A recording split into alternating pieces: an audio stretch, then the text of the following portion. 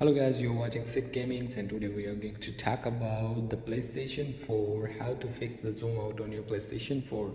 Simply go to the settings and here we are, settings, scroll down, accessibilities, and here is accessibility. You can just text lodge it in a bold text.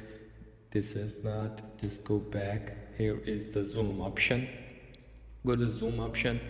Here you just plus the PS button and the zoom button. Here we go.